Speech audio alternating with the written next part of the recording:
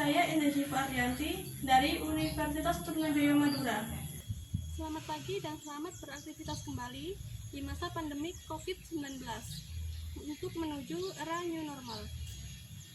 Jangan lupa untuk selalu menjaga kesehatan dan untuk memutus rantai penyebaran COVID-19 yaitu dengan cara mencuci tangan menggunakan sabun.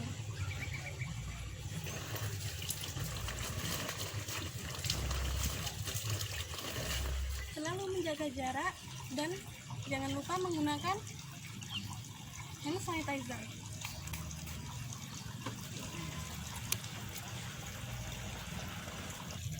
Dan yang terakhir, jangan lupa untuk memakai masker.